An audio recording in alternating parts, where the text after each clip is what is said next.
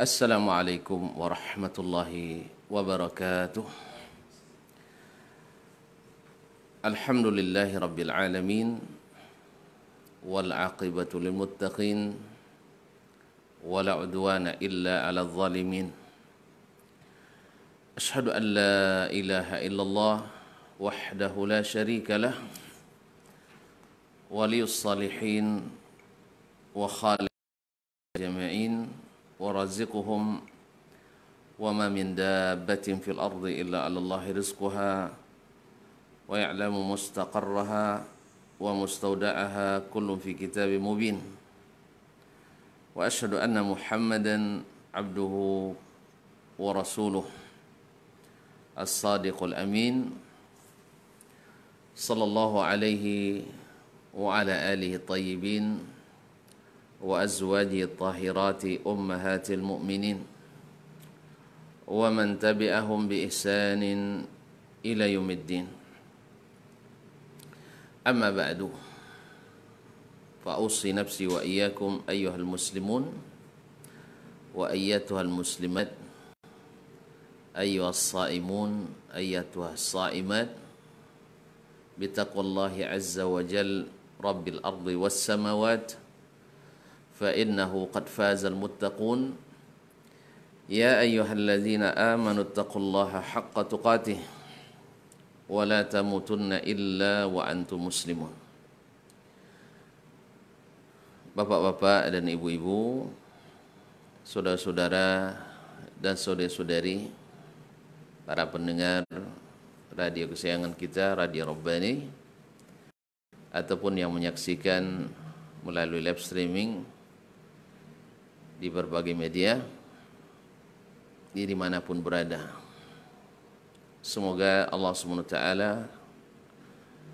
menjadikan antum senantiasa dalam keadaan beriman dan bertakwa, senantiasa dilindungi dengan inayah Allah SWT sehingga menjadi hamba-hamba yang senantiasa bahagia.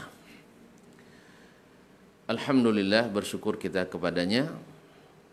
Di hari yang ketiga ini kita masih bisa menikmati puasa di bulan suci ini.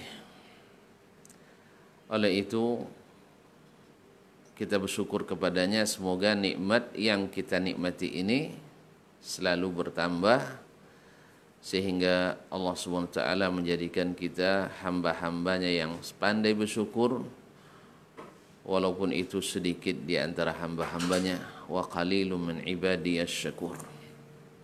Sedikit di antara hamba-hambaku yang pandai bersyukur. Semoga kita termasuk di antaranya. Amin. Ma'asyal muslimin, ma'asyal muslimat yang dirahmati Allah Subhanahu wa taala.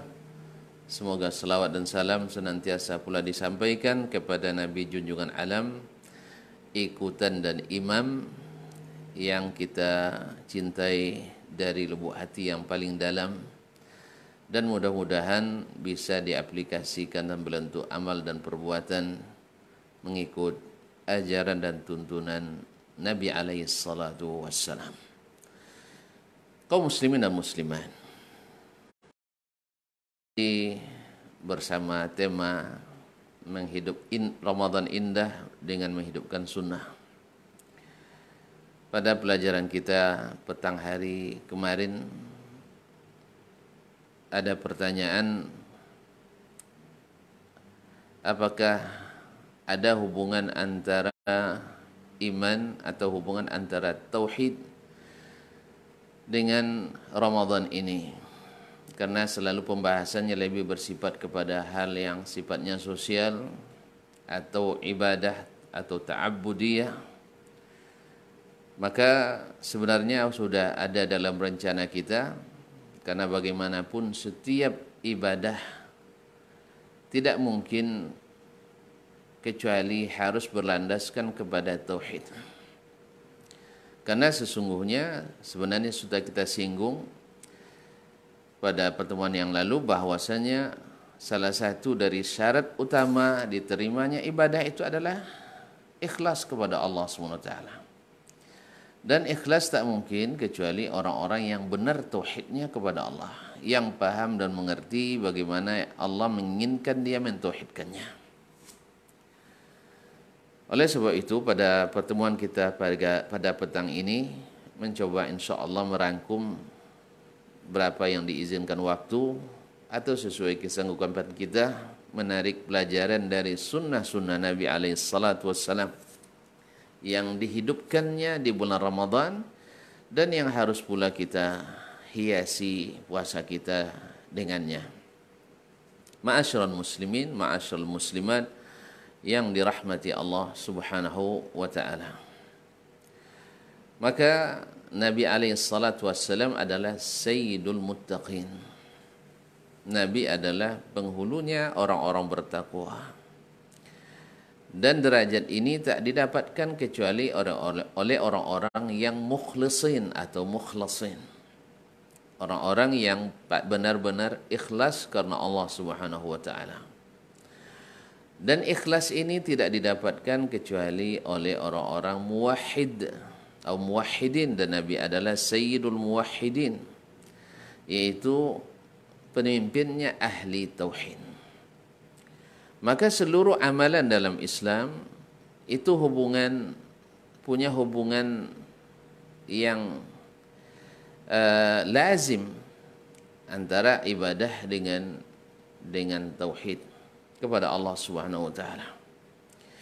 Kenapa tidak Nabi SAW sangat memperhatikan masalah ini, bahwasanya Nabi banyak mengingatkan baik secara ucapan maupun perbuatannya atau pengingkarannya terhadap orang-orang yang melakukan sesuatu yang melanggar tauhid. Dalam puasa, beliau SAW telah mengingatkan dalam hadisnya, innamal a'malu binniyat. Sesungguhnya amalan itu hanya berdasarkan niatnya. Dan niat di sini, kalau orang-orang dulu langsung paham. Kalau kita terpaksa disyarah, kadang-kadang juga salah paham. An-niyah itu adalah al-qasdu menurut bahasanya, wal iradah, yaitu maksud dan kehendak. Dan maksud serta kehendak itu tempatnya fil qalbi, di dalam jantung hati kita. Terjemahan yang lazim adalah di dalam hati. Maka niat itu adalah letaknya di dalam hati kita, bukan di dalam amalan tangan dan kaki atau dalam ucapan lisan, tetapi dia ada dalam hati kita. Makanya ikhlas itu tidak bisa diketahui kecuali hanya oleh Allah Subhanahu wa taala. Orang bisa saja dengan bahkan bersumpah palsu mengatakan dia ikhlas, tetapi hanya Allah yang tahu itu. Makanya puasa membutuhkan keikhlasan luar biasa. Sampai-sampai Allah sendiri yang mengatakan dalam hadis qudsinya, ketika Nabi SAW, kullu amal ibni Adam, ketika Nabi mengatakan kullu amal ibni Adam lahu wal hasanatu bi asyri amthaliha. Amalan anak Adam itu adalah untuknya, semuanya untuknya. Dan satu kebaikan dibalas 10 kali. Dijawab oleh Allah, illa shaum, kecuali puasa, fa innahu li, karena puasa itu khusus untukku. Orang tak bisa menipu di puasa. Ya, kalau di tempat lain, di amalan lain orang boleh riya, tapi di puasa tidak. Makanya makanya Allah SWT, fa innahu li wa ana ajzi bihi, dan akulah yang memberi balasannya. Maka an-niyah adalah sesuatu, atau ikhlas adalah niat yang dalam hati seseorang untuk apa? Yaitu niat satu, at-ta'abbudu lillah. Itu berniat beribadah, meniatkan amalan itu sebagai ibadah. Yang kedua, meniatkan ibadah itu lillah. Yang pertama, meniatkan amalan itu sebagai ta'abbud. Yang kedua, meniatkan ibadah itu lillah. Yang ketiga, meniatkan ibadah itu hanya karena Allah. Karena tidak sedikit di antara orang beramal ada terselip niat lillah dan kepada selain Allah. Maka perlu disyaratkan hanya karena Allah. Dasarnya adalah man amila amalan asyraka fihi ma'i ghairi taraktuhu wa syirkah. Siapa yang mengamalkan suatu amalan untukku dan untuk selainku, aku tinggalkan dia dengan sekutu itu. Yang keempat adalah meniatkan ibadah itu mendapatkan dan mengharapkan pahala dari Allah Subhanahu wa taala. Itulah Nabi SAW ingatkan, man sama ramadhana imanan wa ihtisaban ghufira lahu ma taqaddama min dzambih. Siapa yang berpuasa karena iman dan karena mengharapkan pahala. Jadi iman yaitu tauhid kepada Allah Subhanahu wa taala, keyakinan hanya kepada Allah Subhanahu wa taala, tidak kepada yang lain, dan juga mengharapkan pahala hanya dari Allah, karena yang memberikan pahala itu hanya Allah Subhanahu wa taala.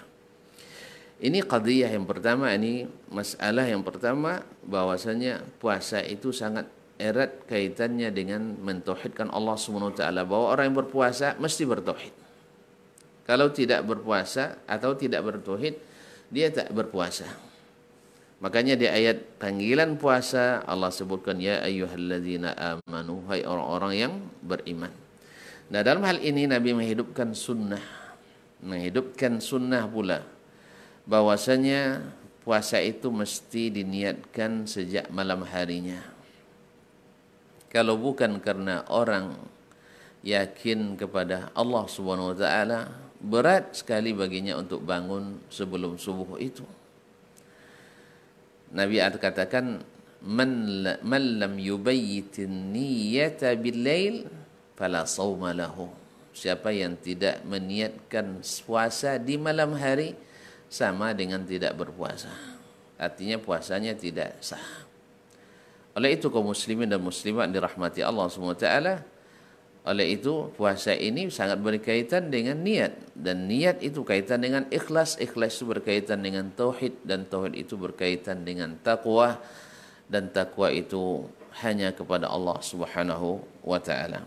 Ini yang pertama. Yang kedua, kaum muslimin dan muslimat dirahmati Allah, di antara sunnah Nabi alaihi salatu wassalam di dalam puasa ini adalah beliau sangat menghasung kita untuk banyak berdoa kepada Allah. Berdoa kepada Allah Subhanahu wa taala. Dan doa ini selalu dikaitkan dengan sifat yang lain dari Allah, yaitu al-qurbu, sifat dekatnya Allah kepada kita. Dalam ayat puasa Allah berfirman, wa idza sa'alaka 'ibadi 'anni fa inni qarib. Apabila hamba-hambaku bertanya kepadamu hai Muhammad tentangku, katakanlah aku dekat. Ujibu da'watad da'i idza da'an. Aku mengabulkan doa orang yang berdoa bila dia berdoa kepadaku. Bila dia berdoa kepadaku, aku kabulkan. Kalau dia berdoa pada selainku, tidak aku kabulkan. Mafhumnya. Karena Allah SWT menjadikan doa itu sebagai ibadah. Dan siapa yang beribadah, berdoa kepada selain Allah dan kepada Allah, Allah tinggalkan. Makanya kaum muslimin dan muslimat dirahmati Allah, tidak berlaku di sini qiyas. Sebagian orang mengatakan atau menganalogikan bahwa ibarat minta sesuatu kepada pemimpin atau raja, penguasa, kita harus melalui orang-orang dekatnya.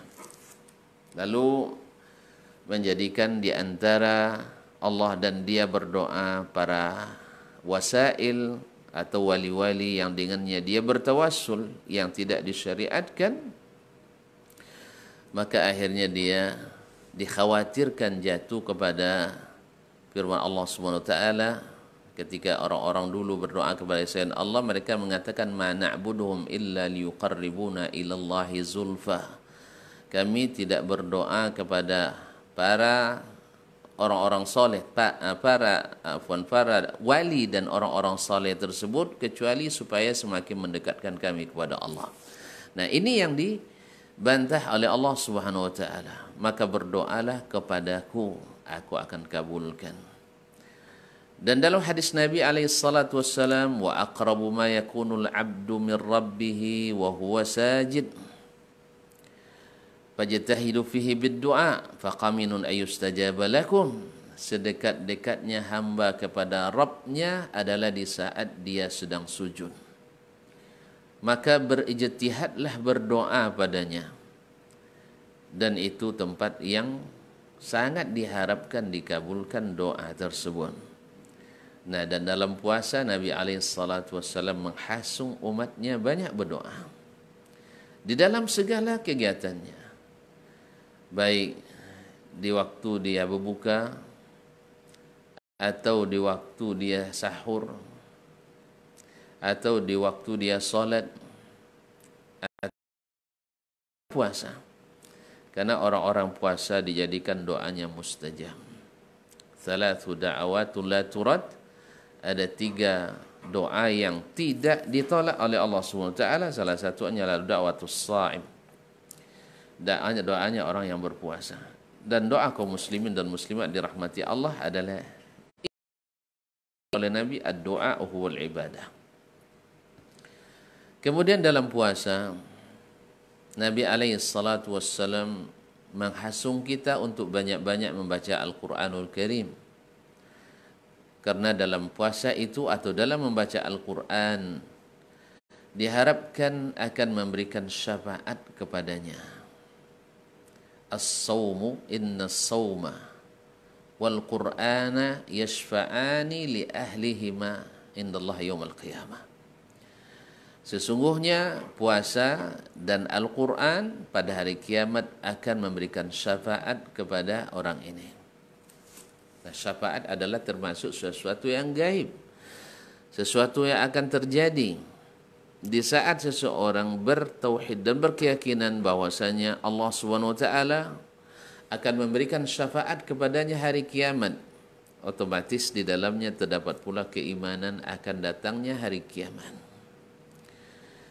Jadi beriman pada syafaat yang akan Allah berikan kepada puasa dan Al-Quran kepada para pembacanya dan yang melakukannya. Demikian pula bahwa syafaat itu adanya adalah pada hari kiamat. Di dalamnya secara langsung seseorang beriman pada hari kiamat. Kaum muslimin dan muslimat yang dirahmati Allah Subhanahu wa taala. Kemudian dalam puasa Allah Subhanahu wa taala menyebutkan, atau Allah Subhanahu wa taala menyebutkan bahawa syahrul Ramadan allazi unzila fihi al-Quran. Bahwa Ramadan adalah bulan diturunkannya Al-Quranul Karim. Hudan linnas, menjadi hidayah bagi manusia. Nah, maka dikenallah bahwa bulan Ramadan adalah syahrul Quran, bulannya Al-Quran, atau syahrul nuzulil Quran, yaitu bulan turunnya Al-Quranul Karim. Sudah maklum bahawa segala yang turun adalah dari atas, dan yang menurunkan adalah Allah Subhanahu wa taala. Maka dalam bahasa apapun yang turun mesti dari atas. Maka ini menjadi tauhid bagi seseorang hamba yang puasa, bahwa Al-Quran diturunkan oleh yang di atas, yaitu Allah Subhanahu wa taala. Dan ini adalah keyakinan Ahlus Sunnah, keyakinan Nabi dan para sahabatnya, bahwa Allah itu adalah di atas. Karena dalam banyak sekali dalil baik dalam Al-Quran dan hadis mengatakan hal tersebut. Dan secara fitrah yang tak terbantahkan, seseorang muslim yang beriman kepada Allah pasti hatinya selalu mengakui Allah itu di atas. Ketika seseorang menunjuk kita bertawakal kepada Allah, nunjuknya ke atas. walaupun lisannya mungkin mengingkari bahwa Allah itu di atas.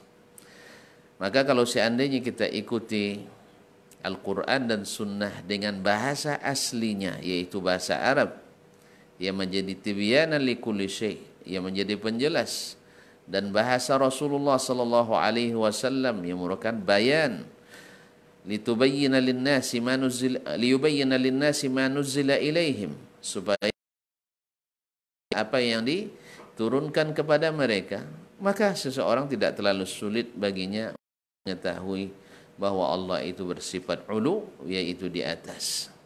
Namun banyaknya syubhat yang masuk akibat bacaan yang salah, sehingga Al-Quran dan hadis ditinggalkan lalu ditakwilkan dengan bahasa-bahasa lain dan keedah-keedah yang dibikin oleh manusia, bahwa segala sesuatu yang di atas berarti menempati yang di bawahnya. Maka sebenarnya ini sangat mudah dibantahkan dengan logika. Bukankah langit di atas kita, tetapi dia tidak membutuhkan bumi yang di bawahnya. Berapa banyak makhluk yang di atas tidak membutuhkan yang di bawahnya, dan sebaliknya. Oleh sebab itu kaum muslimin, ini ada kaedah yang salah, maka hasil dan natijahnya juga keliru. Nah, dalam puasa bahwa Al-Quran adalah diturunkan Allah SWT. Sebagaimana sebelum ini ketika puasa di bulan Sya'ban, bahwa kita mengimani berdasarkan hadis Nabi SAW bahwa amalan anak Adam di bulan Sya'ban itu diangkat untuk dilaporkan, bahasanya turfa, yaitu diangkat. Nah, kalau diangkat, ia mesti ke atas, dan adalah mustahil bahwasanya segala sesuatu diangkat, dilaporkan ke Allah, tetapi Allah tidak diketahui alamatnya. Kemana mau disampaikan kalau alamatnya tidak diketahui? Dan Allah SWT sudah menyebutkan, dan itu sesuai dengan semua dalil, baik akli maupun nakli, bahwasanya Allah bersifat ulu, yaitu di atas.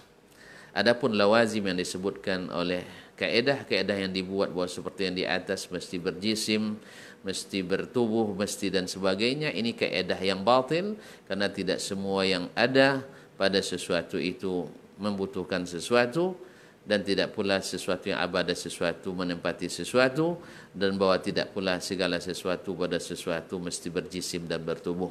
Kita semua paham bahwa kita punya ilmu, dan ketika ditanya ilmu kita di mana, kita menunjuk ke dalam dada. Seperti kata Imam Al-Ghazali rahimahullah, al-ilmu ma fis sudur la ma fis sutur. Ilmu itu ada di dalam dada, bukan di dalam tulisan. Nah, ketika di dalam dada, apakah ilmu itu mengambil tempat? Apakah dia berjisim? Ternyata tidak. Maka dengan demikian dipahami bahwa segala sesuatu di sesuatu tidak mesti berjisim dan tidak mesti menempati sesuatu tersebut atau membutuhkannya. Jangan pula karena sebagian kita takut, karena ada sebagian yang membuat ungkapan takut daripada Jahmiyah masuk ke dalam mujassimah. Ini adalah kekeliruan, bahwa orang yang mengakui Allah di atas tidak mengakui Allah berjisim. Ini hanya keedah-keedah lawazim yang disampaikan oleh orang-orang yang menyimpang dari Al-Quran dan Sunnah, sehingga membuat keedah-keedah tersendiri yang tidak ada Al-Quran dan Sunnah, dan juga tidak diakui secara akal dan logika, secara ijma' dan konklusi. Oleh itu kaum muslimin dan muslimat, di sini Allah SWT atau Nabi SAW menetapkan bahwasanya dalam sunnahnya Allah adalah bersifat ulu. Kaum muslimin dan muslimat, kemudian dalam puasa, di awal puasa lagi sudah mengumumkan, iza kana awwalu lailatin min Ramadan, apabila di malam pertama bulan Ramadan, futtihat abwabul jannah, dibuka pintu-pintu surga, wa ghulliqat abwabu jahannam, dikunci pintu-pintu neraka, wa ghulliqatis syayatin, dan dibelenggu wa suffidatis syayatin, dan dibelenggu syaitan-syaitan. Hadis fi sahihain. Apabila ini adalah termasuk iman kita kepada adanya surga dan neraka. Dan sesungguhnya beriman pada keduanya kaum muslimin, Di saat orang beriman pada surga dan segala nikmat yang diberikannya, yang diberikan Allah di dalamnya. Fiha ma'la 'ainun ra'at wala udhunun sami'at wala khatara ala qalbi bashar. Di dalamnya terdapat nikmat yang tak pernah terlihat oleh mata dan tak pernah terdengar oleh telinga, saking nikmat dan besarnya. Wala khatara ala qalbi bashar, dan tidak bisa diilustrasikan, tidak bisa diimajinasikan, tidak bisa dikhayalkan oleh akal manusia.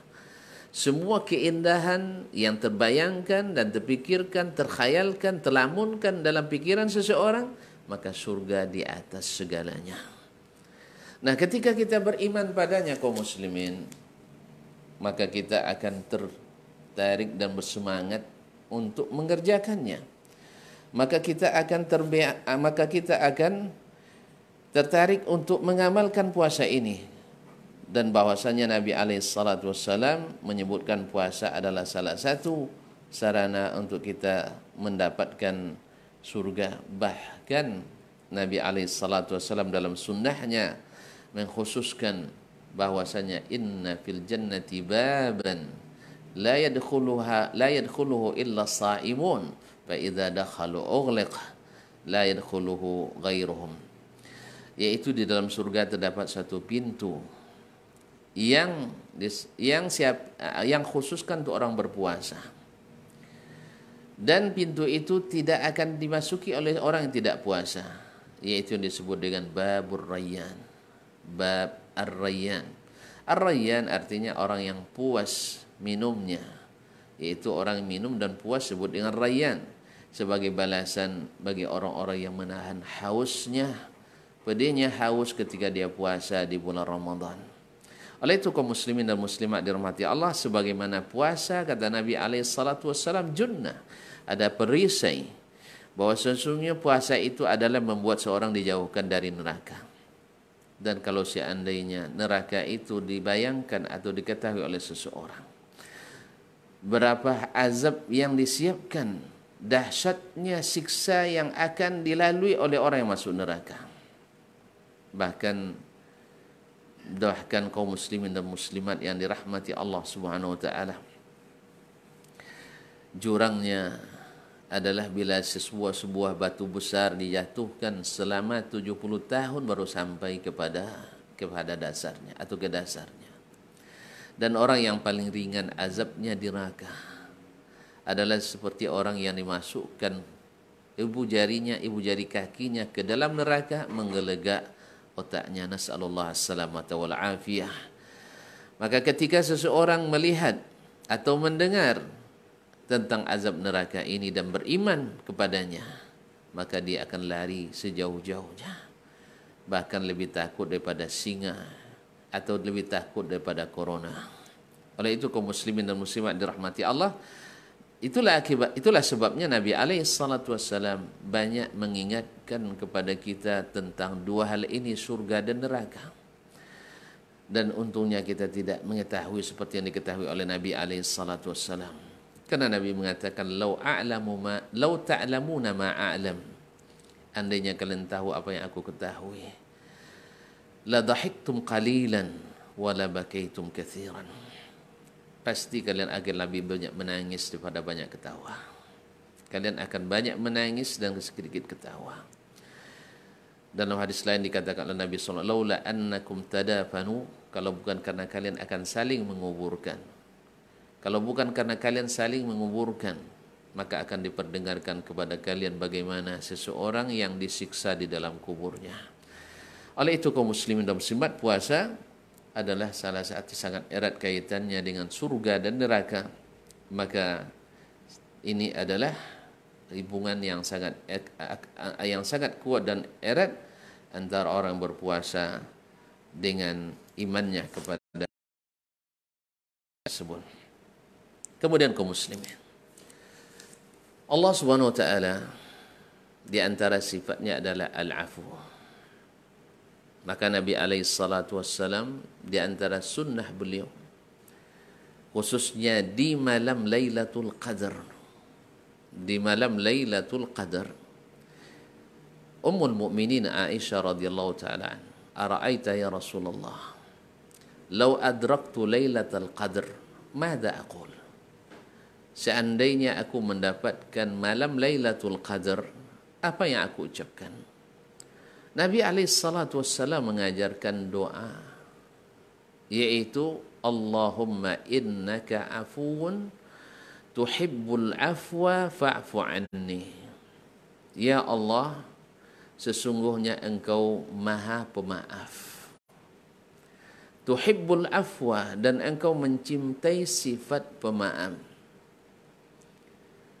Fa'fu anni, maka maafkanlah aku di malam termulia sepanjang sejarah, di malam yang paling mustajab doa para hamba, di malam Lailatul Qadar, Lailatul Mubarakah, malam yang diberkahi.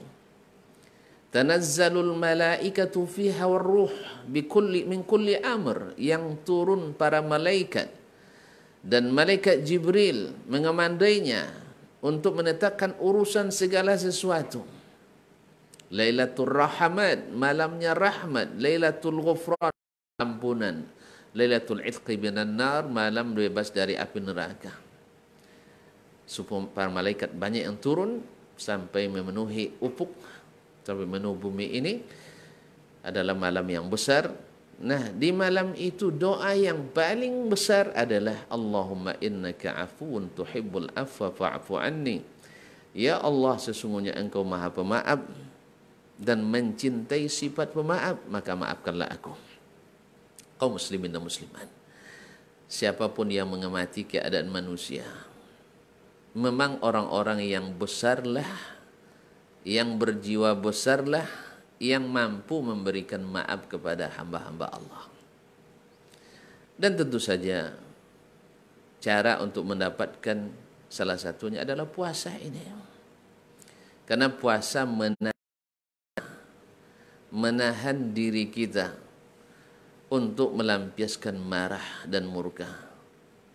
Bukankah Nabi SAW mengatakan, "Idza kana yaumu shaumi ahadikum," apabila mari puasa seseorang di antara kalian, fala yarfuf, jangan sampai dia berucap yang tidak baik, wala yafsuq, yang berbuat fasik, wala yajhal, dengan berbuat jahil, wa idza syatama ahadun aw sabbahu falyaqul inni mru'un sha'im. Apabila dia dicela, dicaci oleh seseorang, maka dia diam dan mengatakan saya sedang puasa. Dan orang yang tidak bertauhid, orang yang kurang imannya, dia tidak akan mampu menahan ini. Maka kaum muslimin dan muslimat, tahanlah. Di saat engkau sedang berpuasa, ingat Rabbmu maha pemaaf dan mencintai sifat pemaaf. Dan sifat pemaaf itu adalah salah satu sifat yang Allah tegaskan dalam Al-Quran sebagai sifat orang yang bertakwa, wal afina anin nas, orang yang suka memaafkan manusia. Dan ketika kita puasa, sifat ini dilatih karena kita adalah orang-orang bertauhid, dan kita tahu bahwa orang-orang yang pemaaf itu balasannya adalah istana surga, yang istananya terbuat dari emas dan perak, yang terbuat dari intan dan mutiara. Yang sifat itu hanya dimiliki oleh orang-orang besar yang berjiwa besar, yang senantiasa mengingat kebaikan orang kepadanya dan melupakan kekurangan dan kesalahan orang terhadap dirinya. Sebaliknya, dia selalu ingat kebaikan orang dan melupakan kebaikan dirinya pada orang lain. Dengan demikianlah akan kita rasakan betapa besarnya kebaikan orang pada kita, dan kita akan melupakan besarnya jasa kita pada orang lain. Ma'asyiral muslimin, ma'asyiral muslimat yang dirahmati Allah Subhanahu wa taala. Kemudian kaitan dan banyak sekali sunnah-sunnah Nabi SAW yang kalau dihidupkan di bulan Ramadan akan sangat berkaitan dengan tauhid dan iman. Di antaranya bahwa malaikat Allah Subhanahu wa taala memiliki banyak malaikat sayyahun yang berjalan. Dan mereka yatlubuna majalis az-zikr, mencari majlis-majlis zikir, majlis-majlis yang di dalamnya dibaca Al-Qur'anul Karim dan dipelajari ayat-ayatnya dan dipelajari hikmah-hikmah dan pelajarannya. Mereka duduk di situ dan mereka ikut mendengarkan. Maka kaum muslimin dan muslimat dirahmati Allah, tentu saja di bulan puasa ini tentu intensitas zikir seorang muslim dan muslimah, as-saimin was-saimah, akan berlebih lagi. Maka siapa yang semakin yakin bahwa majlisnya akan dihadiri oleh malaikat, maka akan dia bersiap dan lebih bersiap dengan mensucikan dirinya, mensucikan hatinya, mengikhlaskan niatnya, membersihkan pikirannya, dan mentauhidkan Allah Subhanahu wa taala, karena dia malu disaksikan oleh orang-orang dekat dengan Allah, tapi dia beramal sama sekali bukan karena Allah. Dia beramal sama sekali bukan karena Allah. Andainya kita berandai-andai kita didatangi oleh para pembantu dekat presiden, lalu kita bekerja tidak mengikut arahan presiden, kira-kira apa yang terjadi dengan kita kaum muslimin dan muslimat?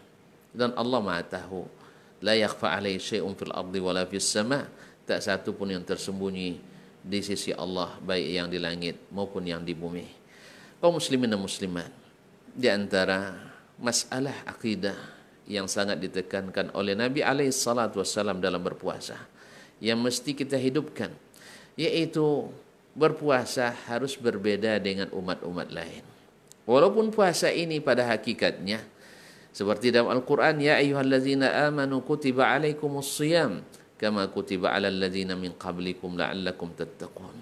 Hai orang-orang beriman, telah wajibkan kepadamu berpuasa sebagaimana telah diwajibkan kepada orang-orang sebelummu agar kamu bertakwa. Maka di antara mukhalafatu al-umamis sabiqah, Nabi alaihi salatu wassalam mensunnahkan kita untuk segera berbuka. Karena umat-umat dahulu mereka membuka setelah datangnya atau terbitnya bintang di waktu malam, karena mereka menganggap itu lebih hati-hati. Dan di antara sunnah kita adalah melambatkan sahur. Bahkan Allah dan Rasulnya sallallahu alaihi wasallam memberikan batas sahur itu dengan azan subuh, bukan dengan bunyi sirine dan bukan dengan ini. Tapi kalau seandainya seseorang mengikuti itu supaya dia bersiap untuk sahur yang untuk selesai sahur tetap saja menjadikan azan subuh atau masuknya waktu fajar atau waktu subuh sebagai batas akhir, maka mudah-mudahan itu tidak masalah. Kaum muslimin dan muslimat dirahmati Allah, masih banyak lagi hal-hal yang berkaitan dengan iman, yang berkaitan dengan tauhid, yang kalau kita hidupkan sunnah Nabi di dalamnya, maka akan terrealisasikan. Maka secara garis besar, maka marilah kita mengikhlaskan ibadah ini, baik dalam ibadah doa dengan mengharapkan syafaat yang Allah sediakan dan berikan kepada Al-Quran dan puasa, supaya kita dijauhkan daripada neraka, didekatkan dengan surga, dan bisa amalan kita dinaikkan kepada Allah di langit. Dan sesungguhnya segala kebaikan itu datang dari Allah, dan Allah Maha baik dan mencintai yang baik. Semoga puasa kita pun dihiasi dengan amal-amal kebaikan dan dijauhkan dari yang tidak diterima atau yang tidak diajarkan oleh Nabi alaihi salatu wassalam.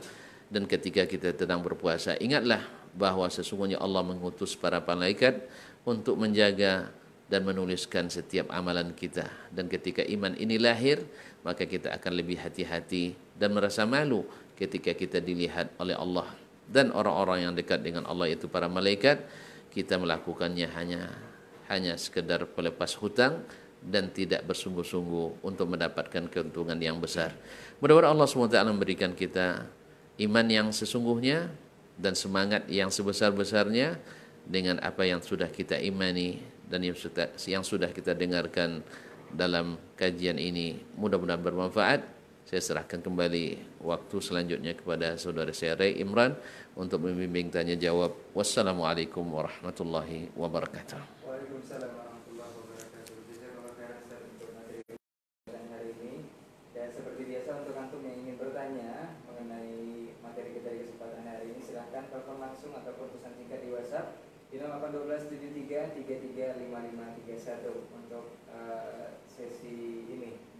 Silakan untuk yang ingin bertanya sambil di line telepon kita bacakan dulu pertanyaan yang sudah masuk di 081273335531.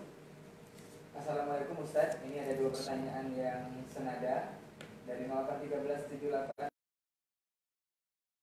dan juga dari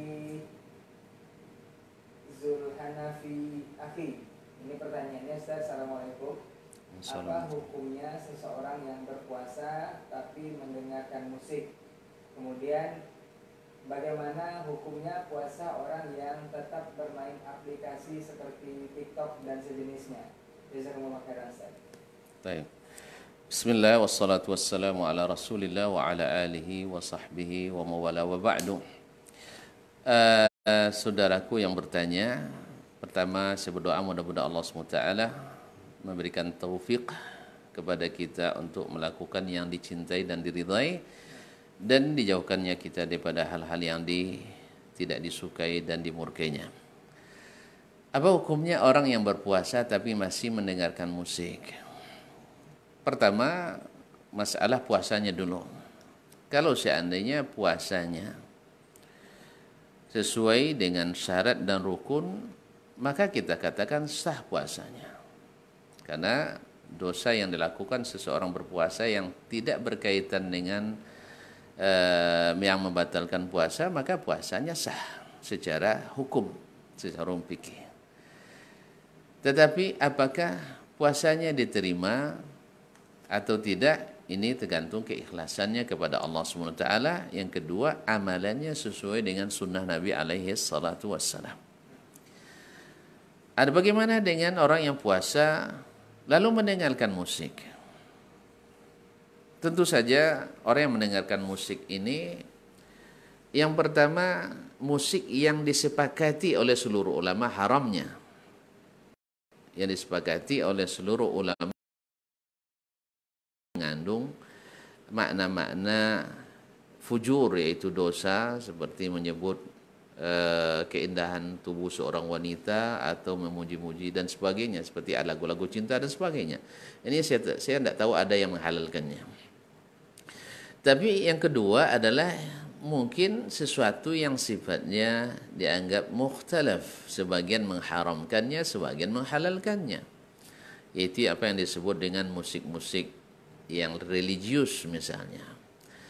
Dalam ini mungkin orang ini mendengar sesuatu yang dalam perkiraannya sesuai dengan sebagian orang yang memfatwakan halalnya musik, maka dia dengarkan. Dan ini tidak bisa kita pungkiri, karena di masjid-masjid juga dibunyikan. Karena apa? Karena dengan alasan musik itu asal maknanya baik, isinya baik, maka dia akan halal. Tapi maknanya buruk, maka hukumnya haram. Dan tentu saja kalau ini yang dilakukannya, ya kita katakan mudah-mudahan dia ma'zur, ada uzurnya, karena dia mengikut pendapat yang mengatakan bolehnya musik itu dilakukan atau didengarkan. Dan kita serahkan hukumnya kepada Allah Subhanahu wa taala. Semoga Allah mengampuni. Adapun bagi yang mengatakan bahwa musik itu haram, tentu saja sudah jelas bahwa dia sudah melakukan sesuatu yang haram. Dan haram termasuk kejahilan. Maka terancam dengan apa yang disebut Nabi SAW, man lam yada qawla zuri wal jahla wal amala bihi falaysa lillahi hajatun ammi ayada ta'ama wa syarabah. Siapa yang tidak meninggalkan perkataan dusta, wal jahla dan berbuat jahil, wal amala bihi dan beramal dengannya, maka Allah tak butuh dia menahan haus dan laparnya. Maka dikhawatirkan. Kemudian berkaitan dengan musik, ini fitnah yang luar biasa. Bukan orang-orang biasa, bahkan orang-orang yang mendai menganggap sebagai sarana dakwah, sehingga lahir apa yang disebut dengan nada dan dakwah, ditambah lagi dengan irama. Nah, kaum muslimin, pertama, sesuatu yang mukjizat Nabi yang tak bisa kita hilangkan, dan itu memang akan terjadi. bahwa Nabi bersabda yang artinya, karena waktu yang pendek saya bacakan artinya saja, akan datang suatu masa ada satu kaum dari umatku menganggap halal al-hira, zina, wal harir, pakai sutra, wal khamra wal ma'azim, yaitu khamar dan alat-alat gesek, yaitu alat musik. Jadi bagaimanapun akan ada satu kaum dari umat ini yang menghalalkan. Maka kita tidak mungkin menghapus pendapat ini sampai kiamat. Karena Nabi yang mengatakan akan terjadi dan mukjizat. Sebagaimana Nabi akan menyebutkan akan terjadi, yaitu sunfani min ahlin nari lam arahuma. Ada dua golongan manusia yang belum aku lihat. Ahli neraka tapi belum aku lihat sekarang. Di masa jahiliyah belum ada. Yaitu nisaun kasiyatun ariyatun, wanita berpakaian seperti telanjang. Makanya jahiliyahnya pakaian wanita sekarang lebih jahiliyah sebagian daripada jahiliyah zaman Nabi SAW. Dan ini tidak bisa kita pungkiri, akan ada wanita-wanita yang berpakaian tapi seperti tidak berpakaian. Maka ini juga tidak bisa dihilangkan. Tetapi kewajiban kita melakukan amar ma'ruf nahi mungkar sesuai dengan kesanggupan yang Allah berikan. Demikian juga musik ini tak bisa dihilangkan. Akan ada suatu kaum dari umatku menganggapnya halal. Jadi bukan sesuatu yang jelas-jelas haram bagi mereka. Ada subuhatnya. Walaupun pada asalnya haram. Kalau dianggap halal berarti mafhum mukhalafahnya asalnya haram. Di sini aja ada paham kita bahwa kalau dianggap halal berarti asalnya haram. Ditambah dengan tidak kurang dari 7 hadis dalam masalah ini yang mengatakan haramnya musik. 4 diantaranya sahih, 3 diantaranya dhaif. Oleh sebab itu mudah-mudahan saudaraku yang masih menganggap halalnya musik jangan masuk dalam mukjizat Nabi ini, yaitu yang haram dianggap halal. Ini jawaban pendeknya. Ya. Karena sesungguhnya alat musik itu bittifaqis salaf yang itu ittifaqil a'immatil arba'ah, sepakat ulama yang 4 akan haramnya. Bahkan Imam An-Nawawi dengan tegas mengatakan bahwa alat-alat musik tak boleh dijual, tak boleh dibeli, tak boleh dihadiahkan, tak boleh dihibahkan, tak boleh diwakafkan, tak boleh diwariskan. Tak boleh dijual, tak boleh dibeli, tak boleh dihadiahkan, tak boleh dihibahkan, tak boleh wakafkan, tak boleh diwariskan. Lalu diapakan? Tutlaf, dihancurkan. Karena ini murni dosa semuanya. Tidak ada kebaikan padanya. Dihancurkan, dilebur besinya misalnya dijadikan sebagai alat-alat lain dan yang tidak haram. Ini fatwa.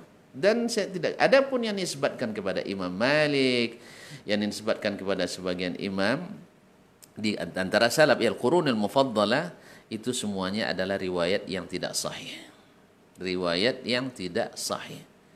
Ya, kalau ada yang menisbatkan pada Imam Malik pandai main piano tak ada dulu, pandai main gitar dan sebagainya. Ini diriwayatkan oleh para perawi yang pembohong. Di antaranya adalah Katibu Habib Ibn Abi Habib, Katibu Malik yang suka memalsukan hadis Allah Ta'ala. Dan datangnya dan kuda dari riwayat Jami' bin Sawada yang juga matrukul hadis. Adapun murid-murid Imam Malik yang besar seperti Asy-Syafi'i, ya seperti Abdullah bin Wahab, seperti Ibnu Bukair, Abdullah bin Qa'nab Al-Qa'nabi, bin Maslamah bin Qa'nab Al-Qa'nabi, dan yang masyhur Muhammad Al-Hasan Asy-Syaibani, semua meriwayatkan dari Nabi alaihi salatu wassalam bahwasanya musik itu diharamkan oleh Imam Malik. Bahkan beliau dalam riwayat yang masyhur daripadanya, ma yaf'aluhu indana illa al-fusaq, tidak ada yang melakukan itu di antara kami kecuali orang-orang fasik.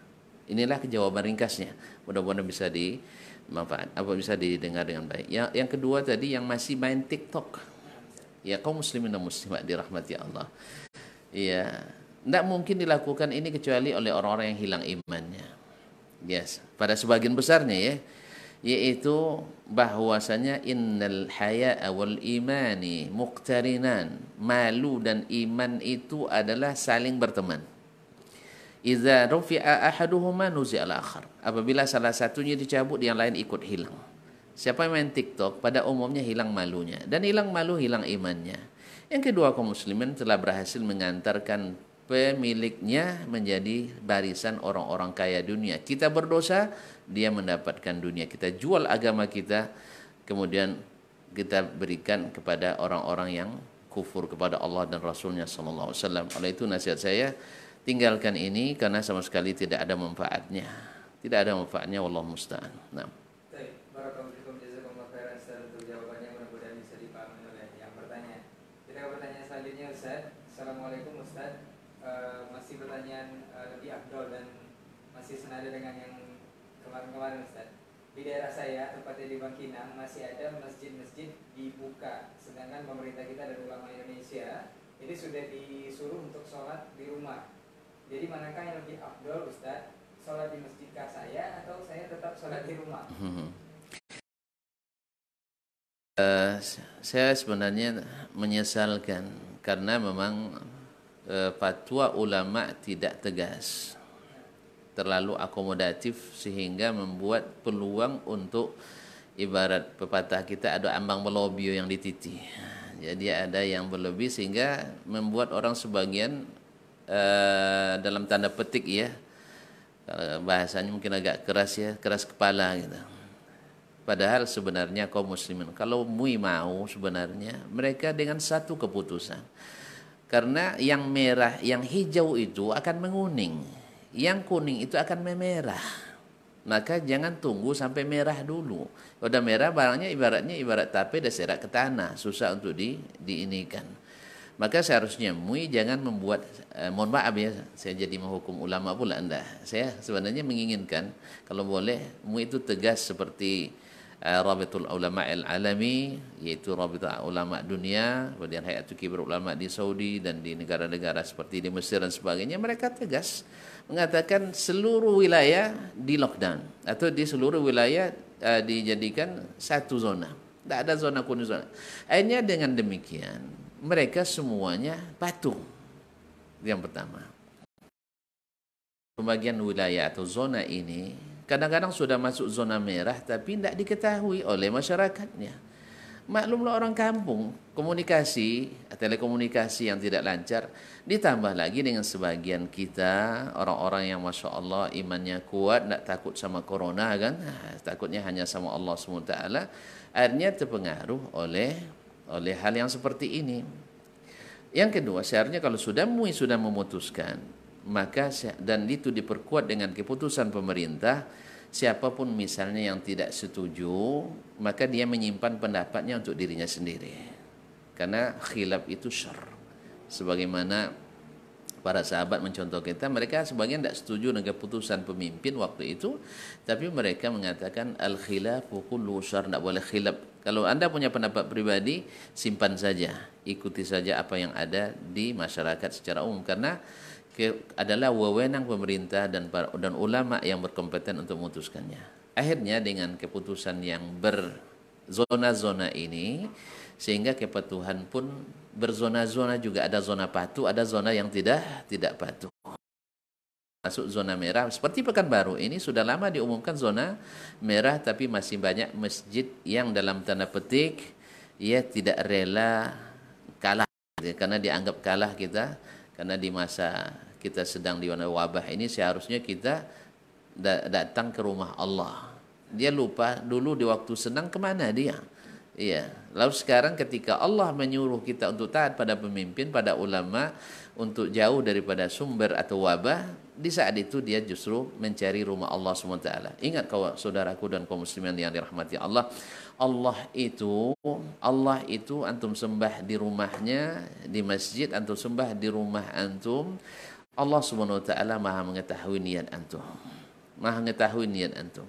Makanya beruntunglah orang-orang di waktu sehatnya, di waktu aman dan nyamannya selalu ke masjid berjamaah dan selalu berbuat kebaikan, bersedekah, beramal saleh, maka tetap mengalir pahala baginya. Adapun orang yang jarang ke masjid sebelumnya, tiba-tiba sekarang menjadi orang akrab ke masjid, ini hanya karena sekedar mengikut nafsu, tidak berdasarkan ilmu, atau karena masalah fatwa yang membagi-bagi zona tadi. Yang bagi zona hijau, zona kuning, zona merah. Padahal dalam undang-undang apa istilahnya, undang-undang isolasi atau undang-undang karantina, itu tak ada yang namanya zona-zona seperti itu. Makanya harusnya dari awal itu tak ada pembagian zona ini. Itu hanya itu menurut ahli kesehatan saja. Kalau dalam fatwa ulama seharusnya tidak melalui zona tersebut. Wallahu taala alam. Oleh sebab itu nasihat saya kepada saudara saya yang di Bangkinang tadi, kalau memang ada sebagian masjid, nasihati pengurusnya untuk sementara ini, ya sementara ini bersabar. Bukankah solat yang Anda tinggalkan itu ditinggalkan karena perintah Allah juga? Maka kita datang ke masjid dengan perintah Allah, meninggalkan sementara masjid itu juga mengikut perintah Allah SWT. Karena masalah yang menakutkan seperti ini kembalikan kepada ulil amri. Allah yang perintahkan. Naam. Wa idza ja'ahum amru min amni aw al-khawfi adza'u bih. Naam. Mereka kalau kita yang urus sendiri-sendiri sehingga terjadi saling menuding, saling menuduh. Ya, yang satu masjid yang buka menuduh masjid yang tidak buka ketakutan, tidak takut sama Allah. Masjid yang nutup menuduh pula yang masjid yang buka, mereka dasar ngeyel, gasal mada, gasal tongkol dan sebagainya. Oleh sebab itu maka saya mohon kepada Allah memberikan taufik para ulama ketika berfatwa itu, mudah-mudahan bukan hanya sekedar mengakomodir pendapat, tetapi juga pada akibat yang ditimbulkan oleh sebuah fatwa, sehingga harus benar-benar tepat dan maksimal. Oleh sebab itu sekali lagi pada saudaraku yang di Bangkinang, karena sudah masuk zona merah, maka beruntunglah antum dulu sering ke masjid, dan sekarang sementara insya Allah mudah-mudahan dengan mengikuti arahan ini secepatnya wabah ini berlalu. Amin ya rabbal alamin. Dan kepada saudara-saudara saya yang masih bertahan, ya mudah-mudahan walaupun ini pendapat ada kekuatan dari sisi dalilnya, tapi dari sisi tanzilul manatnya saat ini adalah saatnya kita menghilangkan perdebatan, menghilangkan perbantahan baik di media sosial maupun di media-media lainnya. Terima kasih. Oh iya, jawabannya, mudah-mudahan apa yang disampaikan tadi bisa dimanfaatkan dan bisa juga dipahami, juga bisa diaplikasikan dalam daerahnya masing-masing. Baik, seperti itu pertanyaan terakhir untuk hari ini Ustaz, dan insya Allah kita akan bertemu lagi di Kamis pagi insya Allah di kajian duha dengan tema yang sama insya Allah. Dan untuk antum yang sudah bertanya, jazakumullah khairan, jangan sampai lupa besok kita masih ada di jam yang sama dengan pemateri yang berbeda. Apa untuk masyarakat yang kita bicara, kita akhiri dengan doa kafaratul majelis. Subhanallah wa bihamdika, asyhadu an la ilaha illa anta, astaghfiruka wa atubu ilaik. Assalamualaikum warahmatullahi wabarakatuh. Assalamualaikum warahmatullahi wabarakatuh.